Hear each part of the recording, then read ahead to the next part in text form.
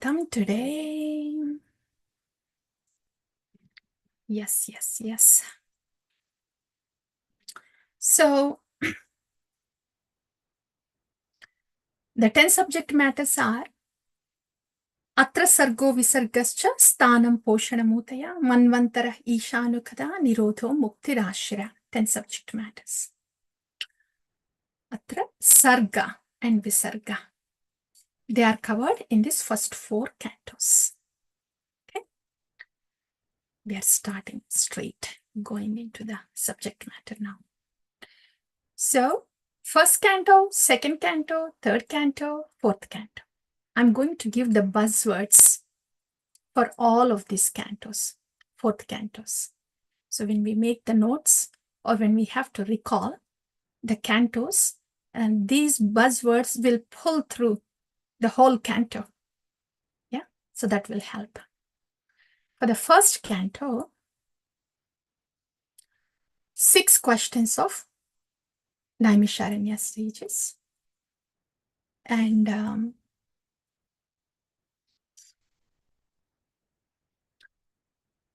Srimad Bhagavatam, Parikshit Maharaj. 3 words.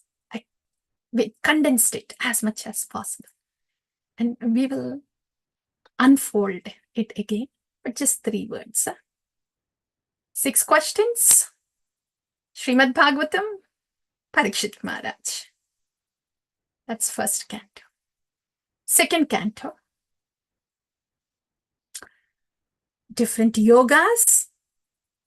Sarga, Visarga. 3 words. Third canto is Sati or Daksha. We'll call it as Daksha. Yeah. Daksha. Then Dhruva, Prutu. Oh, so sorry. Third canto is, that's fourth canto. Third canto is this. Third canto is Uddhava. Yeah. Uddhava, Maitreya Samvada. Then Vidura, Maitreya Samvada. Right? Then Lord Varaha. Then Lord Kapila. Okay? 4 for the third canto. For the fourth canto, that's Daksha, Dhruva, Prithu Maharaj, Prachetas. 4 words. Okay? Done? 4 cantos. So now we will cover these 4 cantos in a story format, so there can be connection in between the cantos. Okay, so we will start now. I'm going to share this PowerPoint with you just to have some visual anchor.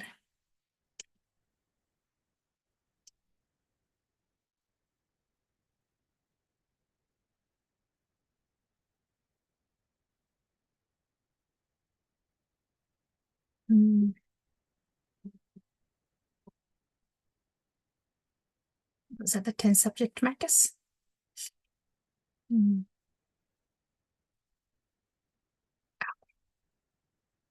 This is first canto. This is a visual anchor, dear devotees. But when you are making notes, you can please feel free to add more to it. All right. And now this will continue from first to fourth canto. The whole story continues.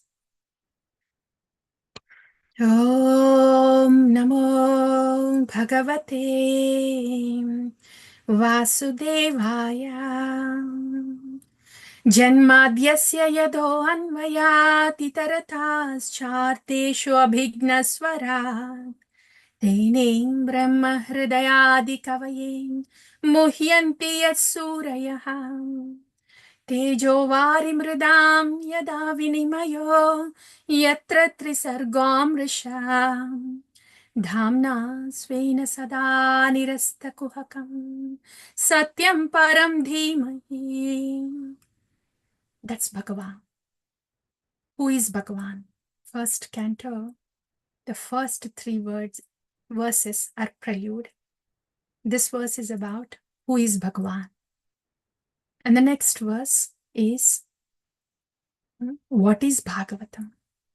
Dharma projita kaitavo atra paramo nirmatsaranam satam Vetyam vastavamatra vastu shubhadham tapatrayon Shrimad Bhagavate Mahamuni Kim va parairishvaraha Satyo hrudiyavarudhyate Yatra kritibi sushrushabis dakshanat. That's what is Bhagavatam. And the third one. What is bhakti and what does bhakta do? Nigamatal kalpatarorgalitam phalam sukhamukhadamruta drava samyutam pibata bhagavatam rasamalayam muhuraho rasika bhuvi bhavuka. So these are the three verses, prelude of Srimad Bhagavatam, giving the definition of Bhagavan. In the first verse, that Bhagavan is all cognizant. He is the cause behind the creation, the maintenance, the sustenance, and he is cognizant of everything that is existing directly or indirectly. He is Swarat, independent. As much as he can enlighten Brahma within his heart, he can put all the demigods into illusion, like the water is apparent on the fire when it is not. And his Dhamna, his spiritual abode, is very conspicuous by the absence of nations, darkness. So this is the Supreme Personality of Godhead, and let us all meditate together. Satyam Param Dhimahi. That's the definition of absolute truth. And the glories of Srimad Bhagavatam. Dharma projita kaitavotra paramo nirmatsaranam satam.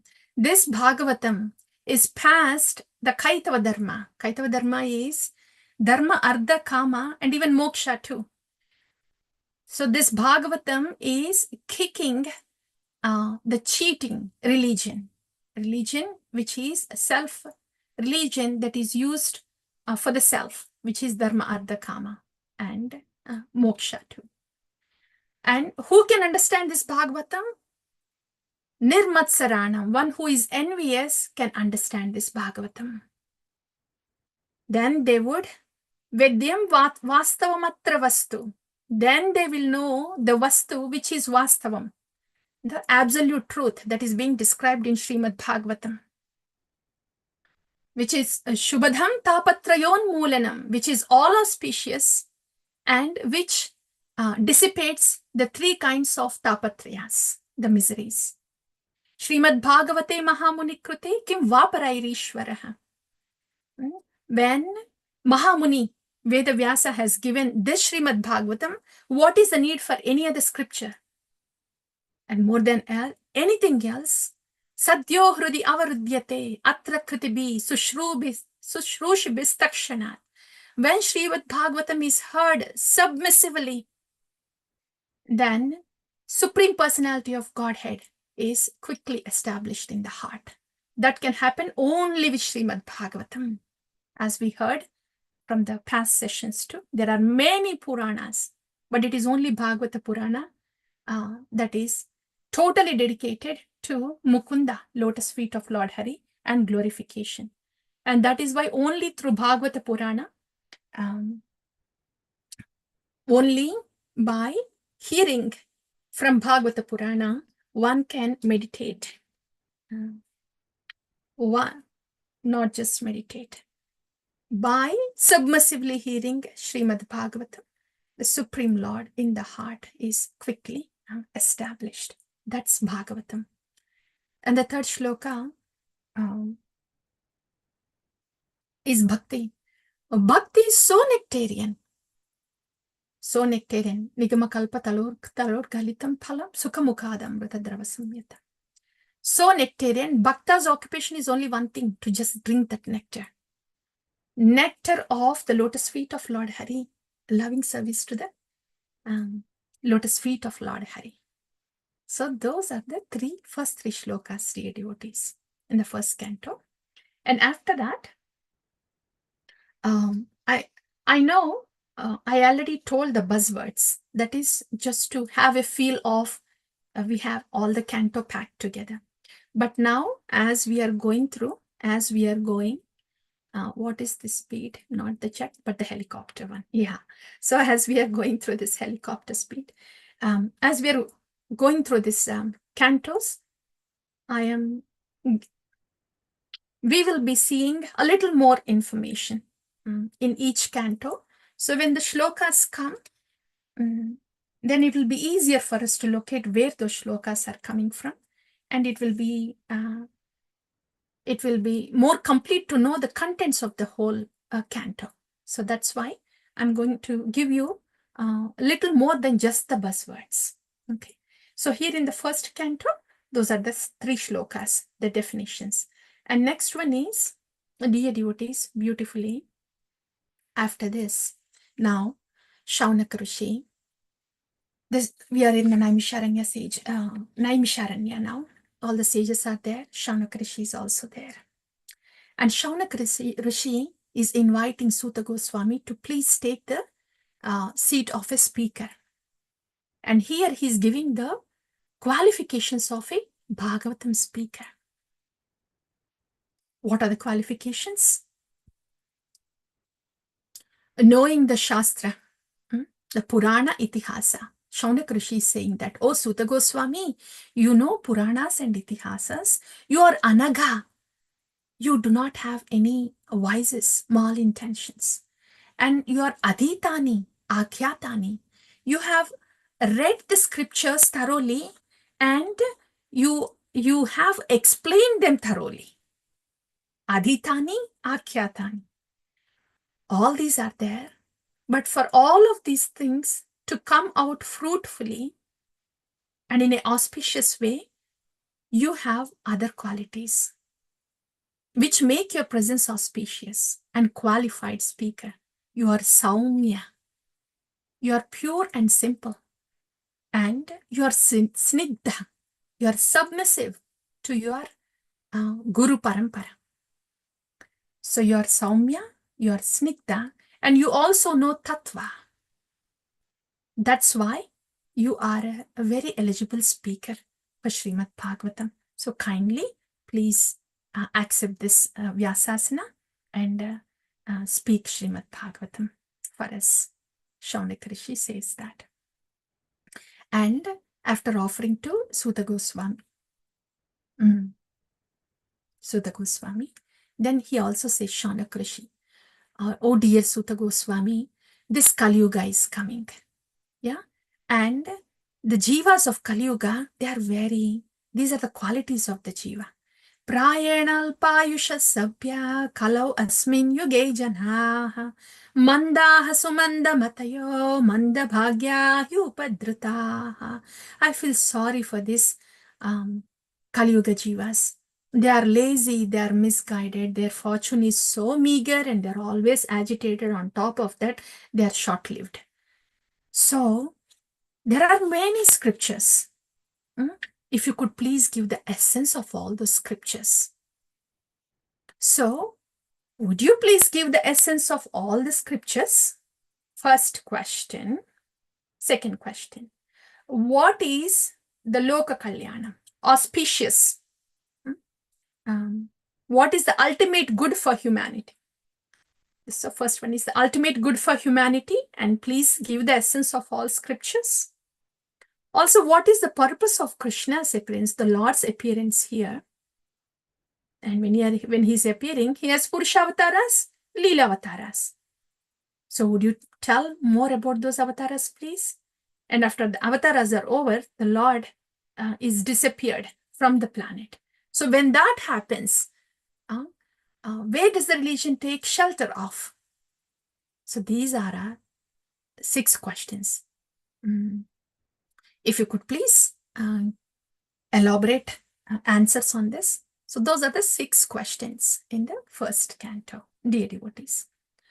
In this way, first canto ends like that. And there are some miscellaneous things, but this should be enough. So now, when these questions were asked, Suta Goswami very beautifully, he thanks, next one. Yeah. He thanks Shaunak Rishi and all the sages there. And he says, your questions are very praiseworthy because they bring auspiciousness to everybody because they are relevant to the topics of Lord Krishna. So thank you for asking those questions.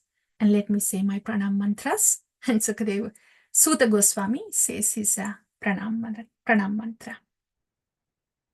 Yam pravarajantamanupetamapeta-krityam dvaipayano virahakatarajuhava putreti tanmayata taravovinedus tvam sarvabhuta hridayam munimanatosmi. This is Suta Goswami pranam mantra to Sukadeva Goswami. Dear devotees, please note, this is based Guru Tattva. Guru Tattva is like this. It's like, when we say sun is there and sunlight is also there. So the personality of sun is there and the effulgence of sunlight is also there. So Guru Tattva is, it's both Tattva and a person too. Like that. So here in the second chapter, the Guru Tattva, hint of Guru Tattva is given through the invocation prayer of Suta Goswami to Sukadeva Goswami. Yeah. After that, as an answer to the first and second questions that we have seen, to the first and second questions here, what is ultimate good for humanity and essence of scripture? The answer is bhakti. So now, Suta Goswami, he actually explains about the process of bhakti. Here, this is the fourth chapter, but we are still here. Yeah, he explains the process of bhakti in the second chapter. Dear devotees, in Srimad Bhagavatam, bhakti is explained step by step here in the second chapter of the first canto by Suta Goswami.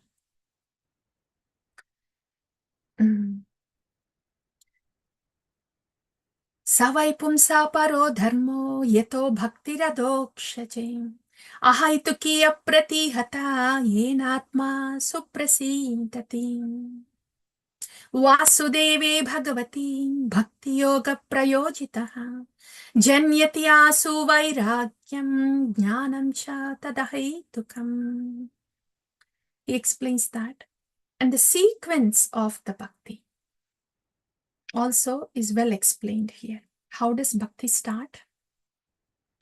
Bhakti is first by Sushrusho Shraddadhanasya Vasudeva Kadaruchihi Shyanmahasevaya Vipraha Punyatirtha Nishevanat. By the service of pure devotee, one gets the affinity to hear about Krishna. So hearing, Shravanam, is the first step in bhakti. What is bhakti? How to do bhakti? Who is Bhagavan? Who am I? Who is Bhakta? So everything is Shravanam. That's by serving the pure devotee and by hearing from him, the affinity for hearing is increased by the service of pure devotee. That's where bhakti starts, dear devotees, not with direct questioning. And this is first serving the pure devotee. Then our heart will be ready for any answers that are given, to receive any answers that are coming. Next, what happens when we hear from that Mahasevaya? Shrinvata swakatah Krishnaha Hrudantasto hi abhadrani vidunoti suhrisatam. Shrinvata Swakata Krishna. When we are hearing about Lord Krishna, and then all the abhadrani, inauspiciousness in the heart, is gone. And slowly what happens? Nashtaprayeshu abhadreshu nityam bhagavata sevaya bhagavati ruttama shloke bhaktir bhavati naishtiki.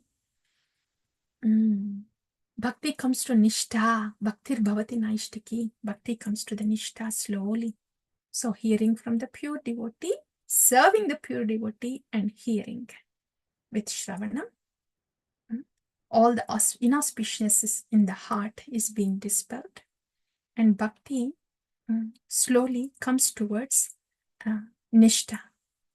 Tada rajastamo bhava kamalobhadayaschaye chetayeterana vidyam stitam sattve prasidati. So in this way, the influence of the modes are gone gradually by hearing about the Lord and by serving the Lord under the guidance of what, in the light of what we have heard. By that, one is slowly brought to Stitam Sattve Prasidati. And then what happens when one comes to that Stitam Sattve Nishta stage? After that, what happens? Evam prasanna manaso bhagavat bhakti yogataha bhagavat tattva vijnanam mukta sangasya jayate. These are different steps in bhakti that were described here in the chapter 2, Canto 1. And finally, bhidyate hridaya grandis chityante sarva samshaya chiyante yasya karmani kshiyante yasya karmani drishtayevatmanishvare. How beautifully the whole bhakti process is described here, starting from serving a pure devotee till Drishtayevatmanishvare. You will be able to see yourself and the Lord. So all that is in the second chapter of the first canto of Bhagavata. Okay. And after that, that was the answer to this first and second question. What is bhakti? And for the next question, what is the purpose of Krishna's appearance? That is to attract the souls. And answer to the fourth questions, what are Purushavataras? 3 Purushavataras, right? Karnodakasai Vishnu, Kshirodakasai Vishnu, Garbhodakasai Vishnu, and Kshirodakasai Vishnu. And then we know the Gunavataras, right? And then Leelavataras. These Leelavataras, they are described in the 3rd chapter. So Gunavatara and Leelavataras, they are described there. And the answer for the last question is, where does a religion take shelter after Lord Krishna's disappearance? It is to Srimad Bhagavatam. So everybody in Kali Yuga will look up to Srimad Bhagavatam for shelter and guidance, because Srimad Bhagavatam is Lord Krishna himself. Krishnastu Bhagavan Swayam. Padma Purana also has described in detail how Srimad Bhagavatam is Lord Krishna.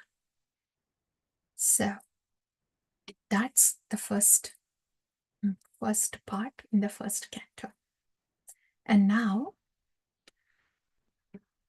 Srimad Bhagavatam. Okay. Now Shaunak Rishi is asking Suta Goswami.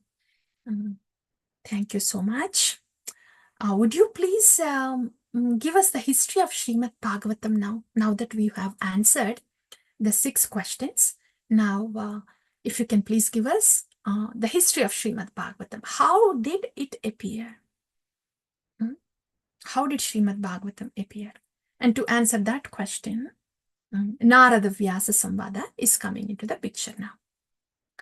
So, As Sutta Goswami is explaining, then he says, Vyasadeva, after compiling all the literature, he was still disturbed and depressed. And he didn't know why he was feeling like that. And a thought was just coming to him.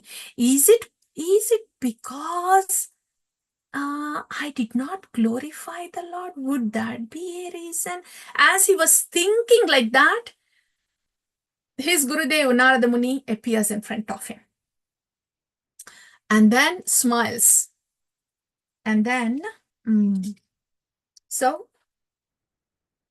he confirms what Vyasadeva was thinking. He confirms. He says, "Oh, Vyasadeva, are you happy now? Now that you have glorified Dharma, the Kama everywhere, and also, of course, you glorified Moksha also. Are you happy now? Does it make you feel happy, Vyasadeva?" He goes, "Yeah, so the pain that you are experiencing now is because you haven't glorified the Supreme Personality of Godhead." Yeah, so Nayadvachaschitrapadam hariryasho jagat pavitram praganita karhichit tadvayasam tirtham ushanti manasaha nayatra hamsa niramante usikshayaha. What did you do, Vyasa? Yeah, you have glorified all those topics about dharma, the kama. They are like the topics where crows come for entertainment. But you haven't glorified the topics of Chitrapada, of Hari Yasha, of Lord Hari. So these topics of Lord Hari are the places for swan-like devotees. So very kindly glorify. And do not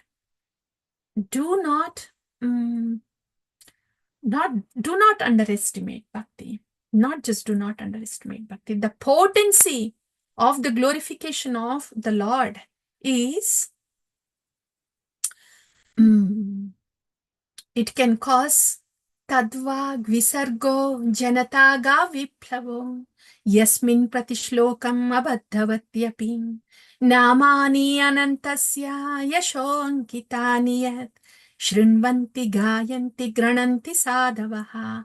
This is so important, Vyasa. All the sadhavas, all the sadhus, they shrinvanti, they gayanti, they grananti. They hear, they accept, they glorify the topics of Lord Hari. Why is it so?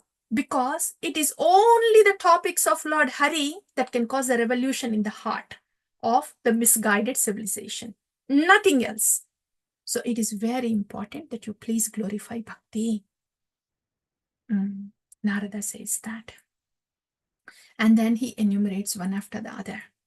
Naishkarmyam api achyuta bhava varchitam na shobhate jnanam alam niranjanam kutah punah shashvata bhadramishvare nacharpitam karma yadyapi akaranam. Don't even think of this jnana, this nishkama karma yoga. What to speak of karma kanda? Nothing comes close to bhakti. And varnashma dharma is only for material benefit. So bhakti is very potent, Vyasa. So please compile the Srimad Bhagavatam. And you know how potent it is? I will narrate my story to you. Vyasadeva, please hear my story. When I was a small boy, Bhakti Vedantas, they came and they stayed at our place. My mother was a widow and I was a small boy. So I served them and I just took their remnants. And within no time, I was an Arbhaka. Within no time, all I did was take their remnants, do the service, and hear what they have to discuss among themselves. And my heart became so pure. So pure. And after that, I left home. And very soon, I had darshan of Bhagavan in my heart. Says Narada Muni. to Vyasadeva. And Vyasadeva's eyes become very big. Narada, oh Gurudeva, would you please elaborate on your story, please? It sounds very interesting. Bhakti is so potent. Would you please kindly elaborate a little more? Then Narada, he explains about his past life. How he was a small boy. And once during Chaturmasya, these Bhaktivedantas came to their place. And his mother was cooking. In those days, those were the lodge housings, like that, the lodges, Putakula places. So my mother was cooking and I was serving them. So I was serving them and I was taking their remnants. Just with that, my heart was getting so purified. My heart was quickly purified. And meanwhile, Chaturmasya was over and the Bhaktivedanta, all those Bhaktivedantas, the sages left. And my mother, she died because of a snake bite. And I was very small at that time. But because I was hearing what Bhaktivedantas were saying for all those 4 months, even when my mother died, I immediately understood that as Lord's arrangement for me and for her. So I moved to the north. I went to the forests. And as I walked through, sometimes it was very scary as I was going through the dense forest. I had to go up the mountains and down and then to the plateaus. So I crossed many forests, valleys, and mountains like that. And I was tired at one time. And then I just drank some water that was flowing in the river, washed my hands and feet and face, and then I sat to do my meditation, to meditate on Lord Hari in the heart. And to my pleasant surprise, Lord Hari appeared in my heart. And it was so blissful. And I opened my eyes. And then I tried to meditate back again to see if I can see the Lord in the heart again. I tried a lot there. But seeing all my attempts, I heard a very sweet and grave voice saying, I appeared in your heart out of my own accord. You will not be able to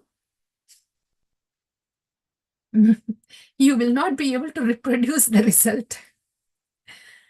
So out of my mercy, I have appeared to you. And you will still have to continue your journey. When your affinity for me increases more and more, then you will come to me. So in this lifetime, you continue with your bhakti. And soon, at the end of this life, you will be getting a transcendental body. So the Lord says those words and disappears. And a little boy, in his previous life, Narada, little boy, he goes to every town, village, and then he does this yatra, singing and meditating on Lord Hari's qualities and pastimes. In this way, the time went by, and all of a sudden, as he grew older and it was time to leave his body, he left the body like a lightning. Like a lightning appears in the sky, just like that. So he's leaving the mortal body and spiritual body, entering into the spiritual body. It just happened like that, like lightning. So since then, I have been in this spiritual body. And now I'm instructing you, O Vyasadeva. See how potent the bhakti is. Where was I, a little boy? And how the bhakti that is given to me by those Bhakti Vedantas, how that has brought to me to this present position of this having a spiritual body. So please glorify Bhakti. Vyasadeva offers his pranams and Narada Muni disappears. Now Vyasadeva sits in the meditation. As his Gurudeva, Narada Muni he instructed, now you please sit in the meditation and you will be seeing. You will be seeing the truth in your heart, and upon that, you will be elaborating it, and that will be Srimad Bhagavatam. So, as instructed by his Gurudeva, Narada Muni, Vyasadeva sits in the meditation and he clearly sees. What does he see? He sees the Supreme Lord, the Jiva, and the illusory energy. He also sees how the Jiva is caught up with illusory energy and how only the devotional energy can relieve this Jiva from the clutches of illusory energy. In his meditation, Vyasadeva sees that. And he starts writing Srimad Bhagavatam. The opening scene of Srimad Bhagavatam is Ashwadhama releasing Brahmastra. Okay, so we are coming to this second now. Narada Vyasa Samvada is over. Now we are coming to Parikshit Maharaj. And what we are discussing now is before Parikshit is born. So the opening scene is Brahmastra released by Ashwadhama, and Arjuna is caught by with fear, and he goes to Lord Krishna for protection. And then Lord Krishna says, oh, that is the Brahmastra by Ashwadhama. So you please release one so it can counteract his Brahmastra. Arjuna does so. And then very soon, Uttara comes running towards Lord Krishna to please protect her baby in the womb. And Lord Krishna protects this Parikshit, right, present in Mother Uttara's womb. So Parikshit is saved, and Kunti Devi requests Lord Krishna to please stay in Hastinapura for a few more months. And there comes Kunti Devi prayers. Beautiful Kunti Devi prayers. There she describes the Rupa of the Lord, the Leelas of the Lord. And the famous prayer of Srimati Kunti Devi is Vipadashantu tashashva tatra tatro jagat guru bhavatu adarshanam yacha tapunar bhavadarshanam. After explaining how the Lord has saved Pandavas and Kunti Devi and Draupadi so many times, starting from Lakka Griha to many difficulties that were put upon by Duryodhana. After enumerating all the difficulties, Kunti Devi says this: you have saved us from all these difficulties, Krishna, but I am asking for more and more difficulties, because what's important to me is apunar bhavadarshanam. When there is a difficulty, our meditation upon you gets intensified. When our meditation on your lotus feet is intensified, there is no birth again. And that is my priority. Not having the difficulty is not my priority, Krishna. Having you in my heart is my priority. So, yes, please send these vipata calamities again and again, if that's what is needed for me to meditate upon your lotus feet intently and intensely. That's famous prayer of Srimati Kunti Devi. And like that, Kunti Devi prayers are there. Very beautiful prayers are there. Very beautiful prayers. After that comes Bhishma's. Kunti Devi's prayers are over, and then Lord wanted to go to Dwaraka, but he remembers that Bhishma Deva is on the Ampasaya there on the bed of arrows. So he goes, gives darshan to Bhishma Deva, and Bhishma's prayers are also very beautiful. He prays, let my mind, let my thought, everything be fixed on you, my Lord. So Bhishma's prayers also come there.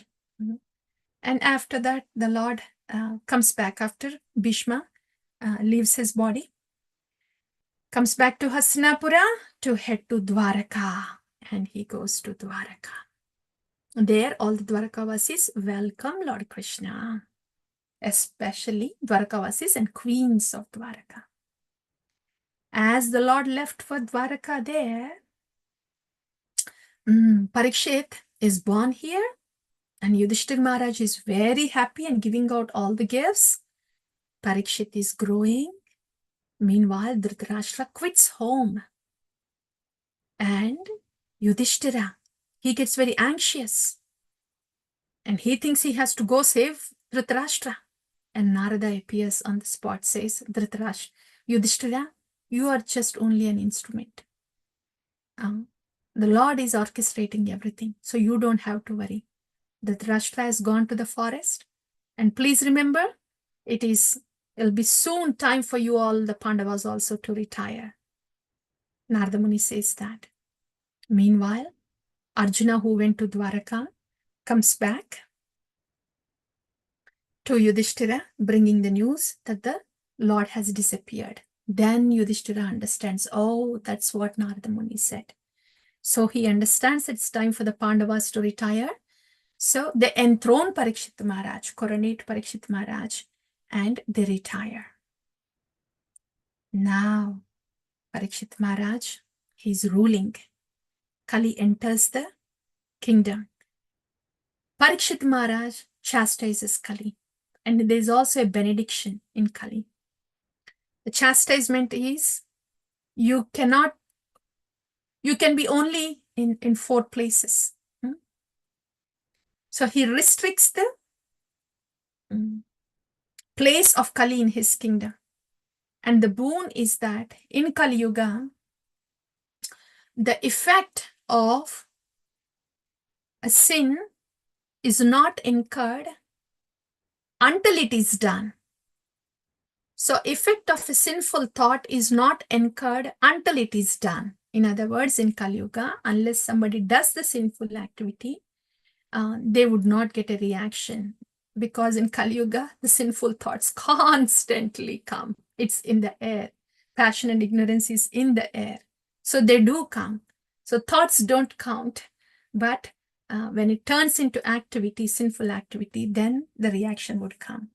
So that Parikshit Maharaj, in that way, Parikshit Maharaj chastises and also gives this benediction. And after that, Parikshit Maharaj is cursed by Brahmana boy, Shringi. And Parikshit Maharaj takes this as Lord's arrangement and goes to the banks of river Ganga, waiting for his Sri Guru Sukadeva Goswami to come and enlighten him. And what does Parikshit Maharaj say to Sukadeva Goswami, who very beautifully enter into the arena? The entrance of Sukadeva Goswami was so significant and effulgent there that everybody, all the sages who have come from Tapoloka, Maharloka, Vyasa, Narada, all of them who were present just stood up as Sukadeva Goswami, who is just covered by the air, Digambara, Avaduta, who was walking into that assembly. He was glowing, effulgent.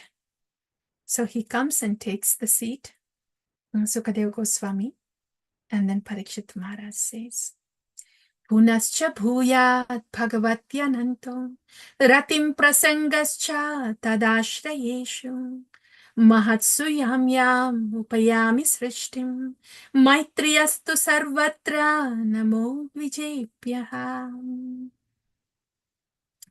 Here Sukadeva Goswami to please speak on two questions that are asked by Parikshit Maharaj to Sukadeva Goswami. How should one live their life, and how should one leave their body? For that, Sukadeva Goswami answers. That's the second canto of Srimad Bhagavatam. I think we will go at a faster pace because we have other cantos too. So I'll just go quickly summarize them. In the second canto, yeah, I will quickly summarize. We were going to go in that pace, but we don't know if we can cover. So I'll just quickly summarize the devotees. So second canto, in order to answer the questions of Parikshit Maharaj, Sukadeva Goswami says, what should one be doing? How should one be living? One should live just hearing Krishna Katha. How should one be dying? One should die thinking of Krishna. In short, those are the answers. One should live hearing Krishna Katha, glorifying Krishna Katha, thinking of Krishna, and then one leaves the body thinking of Krishna. That's what Parikshit Maharaj did in the very 12th canto. Sukadeva Goswami said, it's time now, Parikshit Maharaj. This is the time. Now you'll have to meditate on the Lord in the heart. So that is, yeah. In that context, he says that, and then he explains the different kinds of yogas. Instead of saying that as a topic, it will be nice if you know the connection. So after answering that, Sukadeva Goswami says, yeah, Parikshit Maharaj, I'll explain this to you. See, the meditation on the Lord in the heart is not possible for those people who are very much attached materially. So for them, they can meditate on Virat Rupa. So a meditation on Virat Rupa is given. And after that, next is the meditation of the Lord in the heart. Ashtanga Yoga is explained. And after that, Bhakti Yoga is glorified. He says, Lord Krishna is present in the heart. All one needs to do is this Lord that is present in the heart. He is present everywhere and in everyone at all times. So all one has to do is Shrunvata. To hear about this Lord, to glorify the Lord, and to always Pujyasta Dhyaya Pujyasya Nityadam, and worship the Lord at all times. He says that. So in that way, he explains Bhakti Yoga. After that, he says something about the demigods also. If you have these desires, this demigod, and like that, he enumerates all the demigods and their specific boons that they award. After explaining that demigods, finally, he says, why go to any demigods at all? Akama sarva kamo va moksha kama udharati tivrena bhakti yogena yajeta purusham param. Just come to this param purusha, Krishna. Even if you have a desire, don't have a desire, and if you want liberation, it is foolish to go to any other demigods. Just come to Krishna. He says that, and then there, Shaunaka Rishi, he starts glorifying Bhakti Yoga there. So that is about a different yogas, that first part in second canto. And next, after that discussion, Shaunaka Rishi also glorifying yoga. Then Shaunaka Rishi says, yes, please, can you say more? Then Sarga. Sarga is the primary creation. So little introduction of Sarga is given there. Brahma Narada Samvada. So when Parikshit Maharaj asked about the creation, Sukadeva Goswami, he explains about that through Brahma Narada Brahma Samvada. So Narada goes to Brahma and says, oh dear father, it looks like you are amazing, but it looks like there is somebody else that is superior to you. So would you please tell us, how did the whole thing start? So when Narada Muni goes as Brahma, and Brahma, he enlightens Narada about this matter of Sarga. And then Visarga also comes, is secondary creation. So in this way, Sarga and Visarga are introduced in the second canto. Okay. And in the same Brahma Narada Samvada, there is Chaturshloki Bhagavatam, where, Brahma, Sarga is this. From the Shambhu interacts with Prakriti, Pradhan. Yeah. And from there till the formation of Virat Rupa or appearance of Brahma is Sarga. So after he described that, Brahma describes that and says, I was born and I didn't know where I was, where I came from. So I started meditating. And then after years, 1,000 years of meditation, then Brahma is given the vision of transcendental world. So he has the darshan of Narayana, the Vaikuntha Vasis, Lakshmi Devi, everything. And Lord shakes the hands of Brahma. Brahma, I am very much impressed with your tapas. And when there, Brahma prays to the Lord to seek blessings for creation. That's when the Lord speaks Chaturshloki Bhagavatam. So that's how Chaturshloki Bhagavatam comes here. And the 10 subject matters of Srimad Bhagavatam are also here, mentioned here in the second canto, in the very end of second canto. So in this way, second canto has different yogas. And then Sarga, in Brahma Narada Samvada, we have heard about introduction of the Sarga, and a quick summary of Visarga is secondary creation. Very quickly he says, Brahma says to Narada, so I was born and I was doing tapasya and the Supreme Lord was pleased. He appeared, he shaked my hand, he blessed me, and then I did the creation. That was a quick one. Visarga was explained, was just touch base there in the second canto. Now moving to the third canto, this is where the whole Sarga and Visarga is elaborately explained in Maitreya Vidura Samvada. So moving to the third canto, here the third canto starts with Vidura on pilgrimages. He was on a pilgrimage and he goes to Yamuna. There he finds Uddhava and he asks about the Lord. He didn't know that the Lord has disappeared by that time. And then Uddhava speaks to Vidura. That is Uddhava Vidura Samvada. There,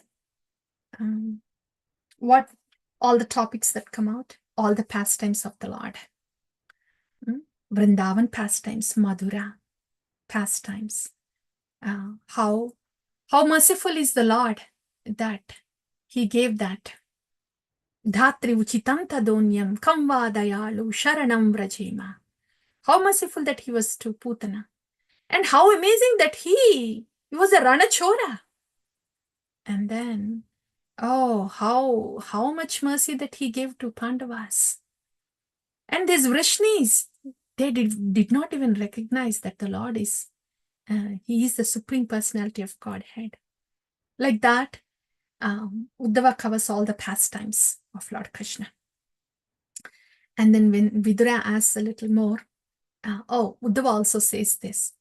Actually, Vidura, I am very much in separation from the Lord. I'm heading to Badrikashrama now because the Lord has entrusted me this service to speak to the sages there, and also the Lord is there as Naranarayana. So I'm in very much in separation with him. So I am heading to Naimisharanya, Badrikashrama, says. Then Vidura says, would you please, you know, the Uddhava Gita that was spoken, the Lord spoke that to you, right? So would you please give me that to enlighten me? Then Uddhava says, Maitreya was also there at that time, and Lord was actually thinking of you, Vidura. He said you would come, and he asked Maitreya Muni to give this confidential information to you. So please go to Ganga. There Maitreya is there, and Maitreya can teach you, enlighten you all this in all these subject matters. In this way, Vidura comes from Yamuna to Ganga to meet Maitreya Muni. Now starts the Maitreya Vidura Samvada. And here, the major topics are, as we just discussed, Sarga is explained detail. Visarga is also explained in detail.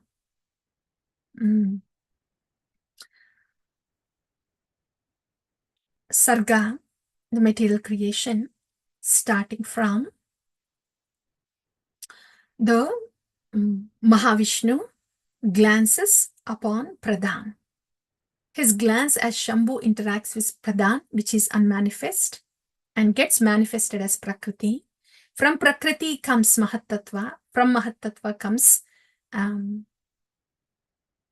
the Ahamkara, and from Ahamkara comes the three modes, and from the three modes, from the ignorance comes the Pancha Mahabhutas, Tanmatras, and from the passion comes intelligence and Karmendriyas, and from goodness comes the demigods and mind.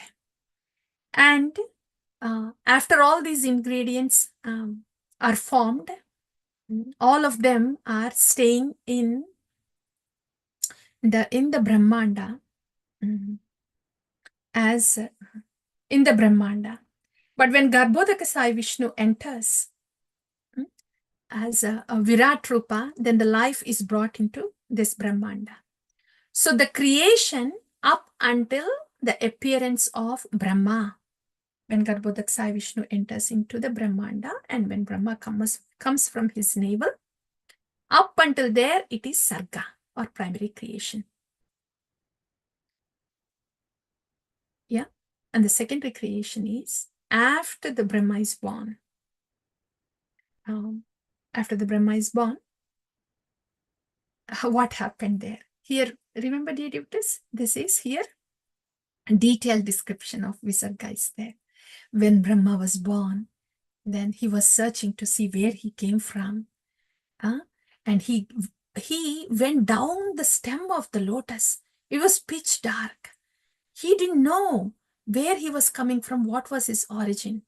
So he went down till the to the base of the stalk of the lotus, but he didn't find anybody there. So he climbed up back again to the lotus flower, and he heard these words which indicate, Ta and Pa, which indicated that he has to do this tapasya penance. So Brahma sits on this lotus flower, and for 1,000 years he performs austerity, and then Brahma sees, has the darshan of Vaikuntha, as we have just heard, right? So the tapasya of Brahma, number one, and then the transcendental vision, darshan of Bhagavan to Brahma. And after he has the darshan, what does Brahma do? He offers his prayers. He says, "Oh Lord, yeah, you are so very merciful, and I want to do this creation. So would you please bless me?" And what does the Lord say? Dear devotees, Lord says this: Brahma, don't be in anxiety. Your creation, don't be in anxiety. I am blessing you. And You will see everything in me and me in everything. So you always remember my lotus feet so you don't get influenced by illusory energy. By the way, Brahma, you're asking for blessings now, huh? Do you know that I was the one that inspired you to do the tapasya? I was the one that gave you the strength to do tapasya. So you are blessed. So just uh, remember me as you do your activities, and you will not be in illusion. You will not be proud. And in that way, Lord also gives that, the Chaturshloki Bhagavatam of how to create. So in that way, Lord gives the knowledge to Brahma and also blesses him, and he disappears there. And the Brahma starts creating. That's how, yeah, when Brahma starts creating, from him, from his spiritual deliberation comes the 4 Kumaras, and then Narada Muni, and then Rudra, and then these 10 sages come from his body. For example, Daksha from his thumb, and Krutu from his hand, like that. And then these Swayambhu Manu and Shatarupa, they come. Now that Swayambhu Manu, the progenitor, has come, he says, "Oh, my dear father, yes, I'm ready. As a progenitor, yes, I'm ready to create the progeny. But I don't see the space. The earth is in the waters, the Garbhodaka waters. So would you please make an arrangement to bring that earth in place?" That's how this topic comes to Lord Varaha.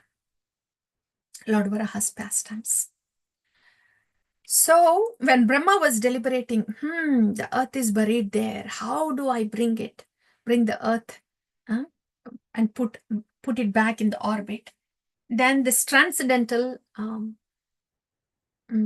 boar, Lord Varaha, comes from the nostril of Brahma, a small one, and soon it grows big. And then it dives deep into the waters. And then, of course, Hiranyaksha comes to fight with him. So that's where the story of Hiranyaksha comes. What is that story?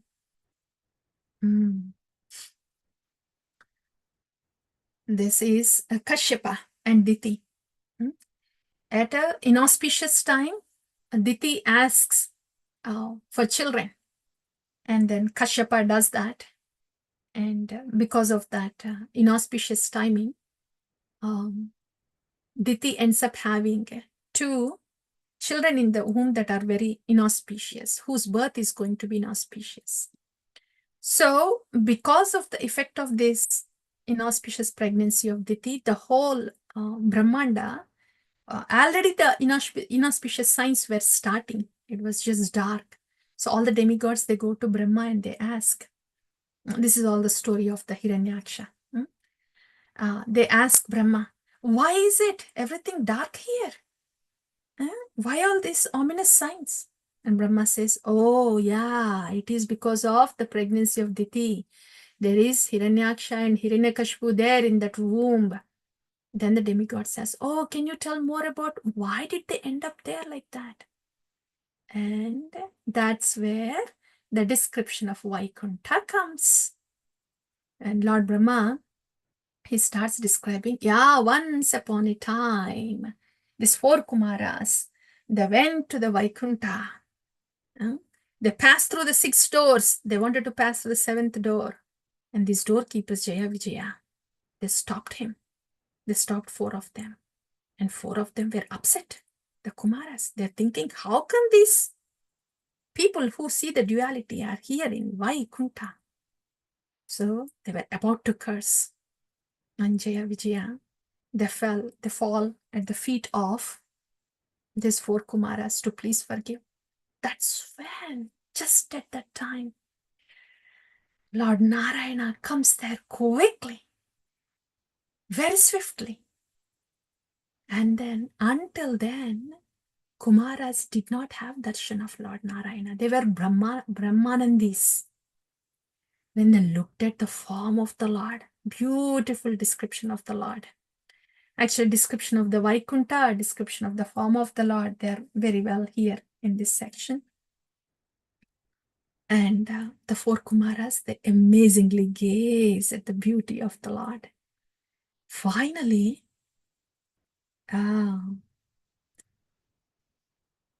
Makaranda, Tulasi. Tulasi, the lotus feet of Lord Hari, the aroma of the Tulsi, of the lotus feet of Lord Hari, enters into the nostrils. Sanchobam aksharajusham apichitta tanvom. Enters into the nostrils and then causes this transcendental agitation. Agitation, but transcendental one. And that's how these Brahmavadis have turned to pure devotees because of the pure devotee Tulsi Devi, her aroma entering into the nostril of these four Kumaras. And the four Kumaras, and the Lord says, "Oh, the Brahmanas, so sorry that our gatekeepers have stopped you." Then by this time, and also the Lord says these sweet words, dear devotees. He says, actually, the Brahmanas are my life. I am the servant of my devotees. So, would you, yeah, and he wants these four Kumaras. Lord asked four Kumaras what to do with the curse that they gave to Jaya and Vijaya to go. Then the four Kumaras says, "Oh Lord, you are the proprietor. Whatever punishment you want to give to me, to us, and that also we will take." And the Lord says, "No. Let the Brahmanas curse be so, but I will miss my devotees. So let them just take 3 births. They will think of me, but they will meditate upon me, though unfavorably, in these 3 births, and then I will bring them back to my spiritual realm." So in this way, Jaya and Vijaya came down into the womb of Diti as Hiranyaksha and Hiranyakashipu. And here, the fighting of Varaha and Hiranyaksha is explained in detail. That's about the whole section here. Done. Next comes, now that the Swayambhu Manu was here, and next comes the Santana, the 5 children of Swayambhu Manu and Shatarupa. Is Devahuti, Akuti, Prasuti, Uttanapada, and Priyavrata. So, Kardama Muni. Here, Lord Kapila, for that buzzword, yeah, Lord Kapila's right. Kardama Muni gets married to Devahuti, and they have 9 daughters and 1 son. That's Lord Kapila. And the marriage of Kardama Muni and Devahuti is described, and lamentation of Devahuti, asking for children. That was also described here, and that's how the 9 daughters and Lord Kapila were born. And then after that, Kardama Muni retires, and Lord Kapila, Devahuti comes to Lord Kapila and requests. He says, "I am suffering very much with this senses and false ego. Please, oh dear son, oh my Lord, please enlighten." There, all the instructions of Lord Kapila comes about the different kinds of bhakti. Bhakti is pure, that's only one kind. But when it is affected by the modes, then it appears different. So bhakti in different modes and pure bhakti is described here. And also the bhakti and Ashtanga Yoga is also described beautifully here.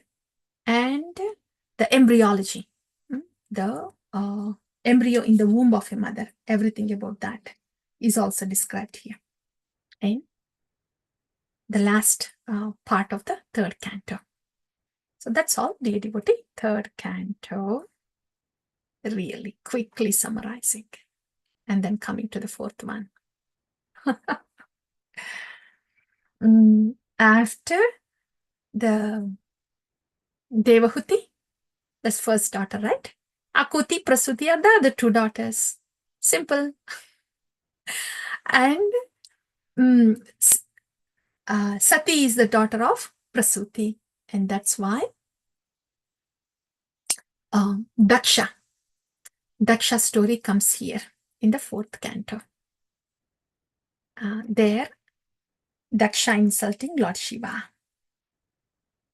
And Lord Shiva and Sati in Kailasha, after insulting Lord Shiva, Sati and Lord Shiva, Kailash, the conversation in Kailasha. Sati wants to go to this yajna that was performed by his father. Though uninvited, she wanted to go. She goes and she sees that Lord Shiva was very disrespected there and she was ignored. So she burns herself in the mystic of fire. Lord Shiva gets very angry, sends his associates, and then Daksha is killed. Virabhadra. He sends Virabhadra. Daksha is killed. And Brahma comes. He prays to Shiva, pacifies him, and requests to revive Daksha again. So a goat head is put on Daksha, and they do the yajna. And in that yajna, Lord Vishnu appears. So in that way, Daksha yajna is described. By this time, the three daughters, the three daughters, their descendants are described. Now, Uttanapada's son is Dhruva. So Dhruva Maharaj is described about Dhruva, how Dhruva was insulted by his stepmother, and Suniti directs him to go to the forest. And Narada Muni first tries to console him. Dhruva Maharaj says, no. I got to get a kingdom bigger than my father, bigger than my grandfather, bigger than anybody in this Brahmanda. Oh, is that so? Oh, Dhruva, it's so amazing. He was thinking, such a little boy, but look at the Kshatriya spirit. Okay. Narada Muni directs Dhruva. He gives the mantra. He directs him to Vrindavana, especially to Madhuvana forest. And then Dhruva, he starts his meditation with his mantra. Om Namo Bhagavate Vasudevaya. Om Namo Bhagavate Vasudevaya. And mantra meditation is going on. Within 6 months, Dhruva's meditation was so intense that he captured the Lord in the heart with in his meditation. And his weight was so big that just the big toe is pushing the whole earth down. And he stopped his breath to facilitate his meditation. He stopped his breath. So everybody in the Brahmanda, they were suffocating because Dhruva captured the Lord in the heart with his deep meditation. So Indra goes and says, oh Lord, this is what is happening. Then Lord goes, okay, I'll take care of it, and gives darshan to Dhruva Maharaj. Dhruva Maharaj looks at the Lord. He falls, dandavat pranams, looks at the Lord. He doesn't lift his head, just the eyes. And Bhagavatam says he was drinking. He was drinking the beauty of the Lord with his eyes, and he embraced the lotus feet of the Lord.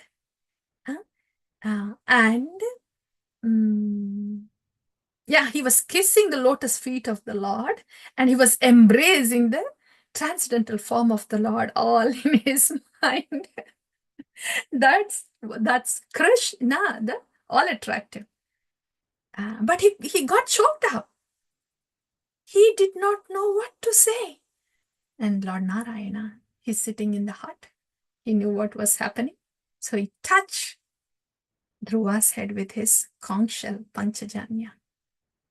And then Dhruva Maharaj, you antah pravishya mama vachamimam prasuptam sanjeevayati akhila shakti dharasvadamnam anyamscha hastacharana shravanatvagadin pranan namo bhagavate purushaya tubhyam. And then the prayers continue. Finally, Narayana nevertheless gives him this kingdom, whole star, Dhruvaloka.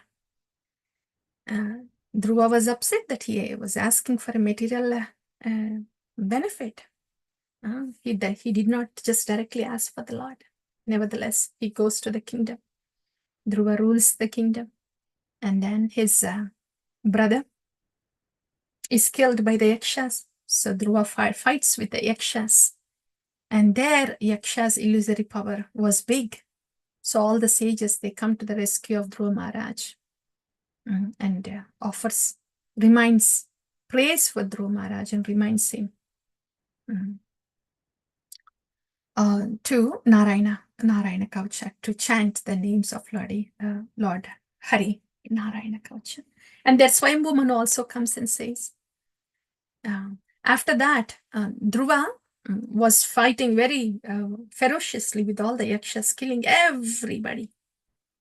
Then Swayambhu Manu comes, no, Dhruva, no, don't extinguish the species of Yaksha just because they killed your brother. And then Dhruva listens to Swayambhu Manu. He comes back, he rules the kingdom, and then he goes back to Godhead. He takes his mother also. His mother also goes back to Godhead in the Vaikuntha Vimana. That's Dhruva. And Dhruva's descendant, Anga's son, Vena. Vena was very cruel. So he was killed with the mantras by the Brahmanas because of his cruelty. Prithu Maharaj, Archie, they were born by churning the body of Vena. So here comes Prithu Maharaj. Prithu Maharaj's birth, coronation was described in detail.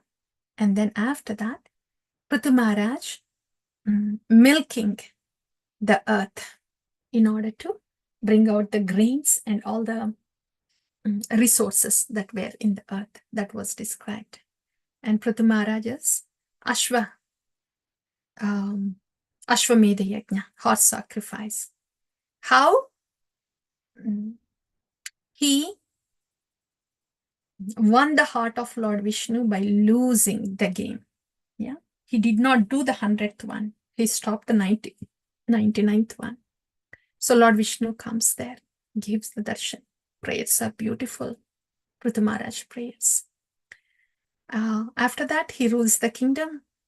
And as benedicted by the Lord, the 4 Kumaras come. They give darshan to Prithu Maharaj.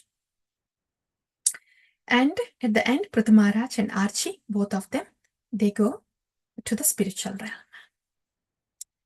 And Prithu Maharaj, the descendants, after many descendants, Prachina Barhishat comes. Is there? Yeah, Prachina Barhishat. Here only, yeah, Prachina Barhishat. His sons are Prachetas. So Prachetas prayers also come here. Prachetas are instructed by Lord Shiva. That's where Rudra Gita comes. While the Prachetas are gone to the forest, Narada Muni visits Prachina Barhishat. And he enlightens Prachina Barhishat through the allegorical story of King Puranjana and how he's attacked by Chandavega. Like that. Then Prachina Barhishat, he realizes that is his story. And he asks Narada Muni what to do. And that's how he takes up bhakti. That is with Prachina Barhishat. And meanwhile, Prachetas were meditating under the water after the instruction and guidance of Lord Shiva through Rudra Gita, and the Lord appears there. Lord gives them benediction. Prachetas rule for a long time, and then they head back to the forest at the end. Then Narad Muni comes there and then instructs Prachetas also. That's how they also head back to the spiritual realm. That's all, dear devotees. I do not know what time it is. Okay, that's not bad. This after the first and second, after the first and second, especially after the first canto, we just have to quickly run through. I realize that it would take longer if we go at the pace of that first canto explanation. So somehow, yes, this is the summary of first 4 cantos. And somebody is very inspired to do this creative art on the slide. Maybe this is the celebration. Huh? We'll take that as celebration. So that's all, dear devotees. That's the condensed summary of first, second, third, and fourth canto. Yes, no take home, nothing. If you want, we can just say those buzzwords. Yeah, the first canto buzzwords are the 6 questions and Srimad Bhagavatam and Parikshit Maharaj. And in the second canto, the yogas, sarga and visarga. And in the third canto, Uddhava Maitreya, then, Uddhava Vidura, then Maitreya Vidura Samvada, then Lord Varaha, and Lord Varaha's pastimes, and then Lord Kapila. And the fourth canto is Daksha, Dhruva, Prithu Maharaj, Daksha, Dhruva, Prithu, and Prachetas. That's all. It's yours, dear devotees. And yes, Prabhu, I think we can stop the recording. Actually,